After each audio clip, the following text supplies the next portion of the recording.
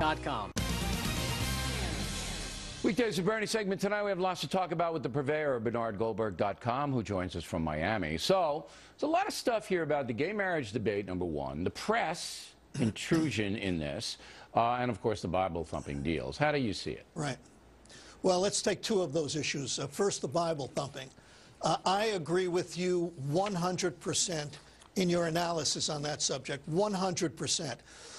Too many people are using the Bible to make a civil argument. The civil argument is about state-sponsored marriage. Nobody's arguing that the church should have to perform gay marriages. Nobody's arguing that. So I think the people who are using the Bible, a lot of them, frankly, I believe, would prefer that we live in a theocracy. And if they want to quibble with the word thumping, fine. Let them quibble, but that's all it is. But on the essence of gay marriage, you and I could not possibly disagree more. I disagree with just about every syllable you've ever uttered on the subject of gay marriage. Can I give you three examples real quick? Sure. One, I believe marriage, gay marriage, is a civil right. The courts have held that convicted felons who are currently in prison for things like murder, rape, robbery, and God knows what else, they have a right to marry. If they have a right to marry, I don't know, it just seems decent to me that gay people who have committed no crime should also have a right to marry. Point number two, I do agree with you that it would be better if the states handle this individually from a political standpoint.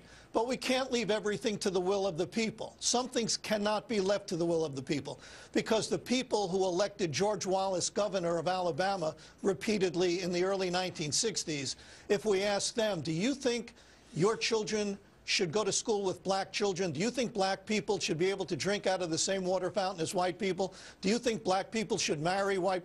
They would have said no to everything. Yeah, and we know that because they voted it's a different country now. You could nullify the founding fathers by saying most of them were slaveholders. So you don't nullify the will of the people because of historical atrocities. You just don't do that. I think, sir, I think you can use the will of the people in almost every case, but not in some cases, and this is one of those cases where look, you do. Can I give you the third example real quick? But I don't want you to outkick your coverage here, to use a sports metaphor, okay? So let me just zero in on the first one you said. You and I can disagree on the constitutionality of the federal government imposing a different standard of marriage. Goldberg sees it one way, O'Reilly sees it the other way. But we both have valid points, all right? And they're both based on civil law. All right? My thing is equal protection. You can't have the federal government say, I'm going to have one group, and I'm going to put one group now in traditional marriage, and that's going to be homosexuals. And I'm going to exclude the pluralists. I'm going to exclude the other people who may want to marry. That leads to my third point. All right, go. That leads precisely to my third point. Cultures, societies, governments have always set limits and drawn lines. The Constitution, the First Amendment says we have the right to free speech, but the courts have said that you don't have a right to yell fire in a crowded theater. The Second Amendment has said we have a right to bear arms, but you don't have a right to have a surface-to-air missile in your backyard. So the courts can say marriage is between two human beings, no matter what.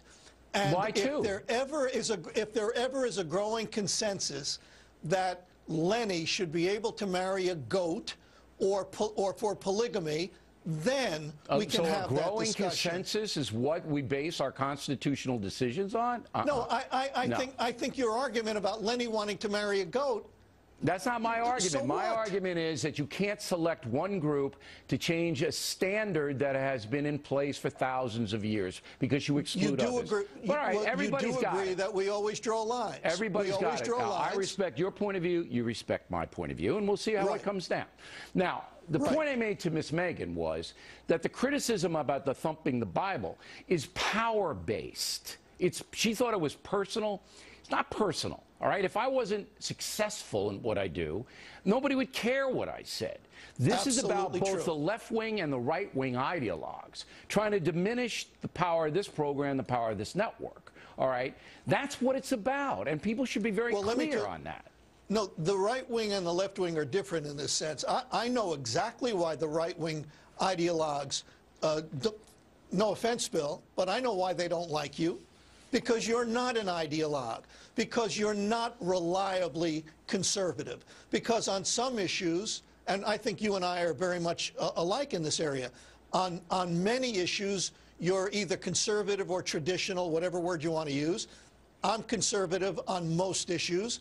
But on some issues that fall into the social issue category, I'm not conservative. And they don't like you because you have a powerful show, and damn it, you don't agree with them on everything.